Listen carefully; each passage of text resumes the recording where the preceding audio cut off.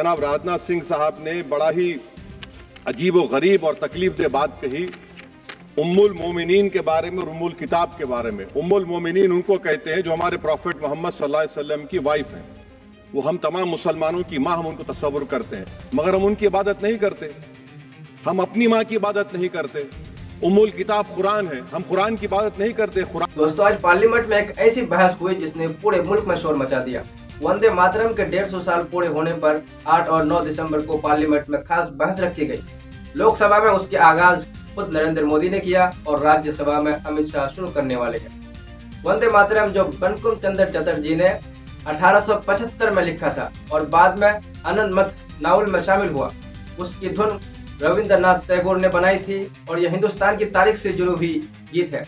लेकिन आज की बहस सिर्फ तारीख से नहीं बल्कि पूरा मामला सियासत में बदल गया है। लोकसभा में प्रियंका गांधी ने सीधा सवाल उठाया कि मुल्क की आजादी की 75 साल हो गई है तो वंदे मातरम की बहस अभी क्यों? 150 सालों से देशवासियों के दिलों में ये गीत बस चुका है। 75 सालों से हमारा देश आजाद है, तो फिर आज इस बहस की क्या आवश्यकता है? उनका कहना साफ था कि मकसद सिर्फ साफ है कि बंगाल के इलेक्शन है, इसीलिए हुकूमत अब बहस लाई है ताकि सियासत का फायदा लिया जा सके। प्रियंका गांधी ने कहा कि मुल्क के गीत पर बहस करना अच्छी बात है, मगर इसे इलेक्शन का हथियार बना लेना यह अच्छी बात नहीं है। उन्होंने कहा कि वजीर आजम अच्छी तकरीर कर लेते हैं, लेकिन वो कई बार गड़बड़ हो जाते हैं मुल्क के मसाइल पर। दूसरी तरफ कांग्रेस के लीडर गौरव गोगोई ने और सख्त हमला किया। उन्होंने कहा कि बीजेपी के बड़े लीडरों का आजादी में कोई बड़ा किरदार नहीं था और ये भी कि वंदे मातरम का नारा कांग्रेस ने दिया था, जबकि उसके मुखालिफ मुस्लिम लीग और हिंदू महासभा की थी। उस पर जयराम रमेश ने सवाल उठाया कि वजीर आजम बताए कि बीजेपी के बड़े लीडरों ने मोहम्मद अली जिन्ना की तारीफ क्यों की थी। उसी दरमियान असदुद्दीन ओवैसी ने भी बोले। उन्होंने सख्त सवाल उठाया। उन्होंने कहा कि बड़े अफसोस की बात है कि हुकूमत धूमधाम से ये बहस रखी, मगर पूरे हाउस में 30 से ज्यादा MP मौजूद नहीं है। उन्होंने वजीर आजम की इस बात की भी मजम्मत की जिसमें जिन्ना का जिक्र आया था। उन्होंने कहा कि हम जिन्ना की सख्त मुखालिफ करते हैं, इसलिए भारत को अपना वतन माना, लेकिन तारीख ये भी कहती है कि 1942 में जिन्ना की पार्टी ने कांग्रेस की नहीं बल्कि हिंदू महासभा के साथ देकर सिंध और बंगाल में हुकूमत की थी और उन्होंने 1.5 लाख हिंदू और मुस्लिमों को अंग्रेजों के फौज में शामिल किया था। फिर ओवैसी ने एक मिसरा पढ़ा कि फरेब देकर जमाना पारसा ना बने, फरेब देकर जमाना पारसा ना बने, उन्हें कहो कि वो बंदा बने खुदा ना बने। ओवैसी ने कहा कि हुकूमत चाहती है कि आवाम की आवाज गले में दब कर रह जाए, सदा ना बन सके, और आज की बहस भी कुछ ऐसा ही माहौल पैदा कर रही है।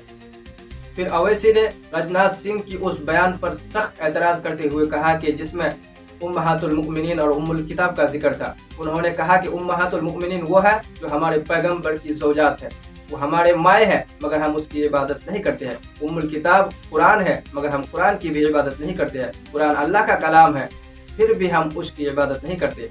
फिर उन्होंने एक शायर पढ़ा कि खुद खबर नहीं जिन्हें अपने दीन और मजहब की, खबर नहीं जिन्हें अपने दीन और मजहब की, हमें वो दीन का मतलब सिखाने निकले हैं। दोस्तों, उसके बाद ओवैसी ने पूरी बहस का रुख आइन की तरफ मोड़ दिया। उन्होंने कहा कि आइन का आगाज वी द पीपल से होता है, भारत माता की जय से नहीं। प्रियम्बल में लिखा है thought expression believe fight and worship की पूरी आज़ादी। तो फिर किसी शहरी को किसी देवी देवता पर सजदा करने की कैसे मजबूर किया जा सकता है? ओवैसी ने बताया कि कॉन्स्टिट्यूट असेंबली में रोहिणी कुमार चौधरी ने प्रियम्बल का आगाज किसी देवी देवता के नाम से करने की तजवीज दी थी, मगर उसे भी रद्द कर दिया था। देवी काम ने कहा कि इट सिटीजन को बदलकर हियर सिटीजन किया जाए और आगाज खुदा के नाम पर हो, लेकिन ये भी रद्द कर दिया। आइन की बुनियाद ना गीत, ना देवी देवता, ना मजहबी अलामत, बल्कि सिर्फ आवाम है। दोस्तों, मैं भी यह ओवैसी की इस बात पर मुत्तफिक हूँ कि मुल्क ना जज्बात के जोर पर चलता है, ना नारों पर, ना किसी एक मजहबी नारों पर, बल्कि मुल्क चलता है आइन पर, इंसाफ पर, उसके उसूलों पर। भारत सबका है। आज भी सब मुसलमान कहते हैं कि हम भारत की हिफाजत के लिए जान दे सकते हैं, औलाद दे सकते हैं, मगर अपने अकायद के खिलाफ नहीं जा सकते। वो भारत की इज्जत करते हैं मगर भारत को माँ नहीं मान सकते। उनका अकीदा है कि एक खुदा की सिर्फ इबादत की जाए, बल्कि उनके अलावा किसी देवी देवता की इबादत नहीं की जा सके। लेकिन हर इलेक्शन से पहले हो क्या रहा है? असल मसाइल, महंगाई, रोजगारी, किसान की परेशानियों पर बात नहीं होते, सिर्फ मजहब के नाम पर इलेक्शन होते हैं। इन सब चीज़ों से अवैसी साहब ने खुलकर बात की और हम भी इन सब बातों पर इत्तेफाक रखते हैं। दोस्तों, आपकी क्या राय है कमेंट सेक्शन में ज़रूर बताएं। और अगर हमारी वीडियो पसंद आई तो लाइक कीजिए, चैनल को सब्सक्राइब कीजिए और वीडियो को ज़्यादा से ज़्यादा शेयर कर दीजिए।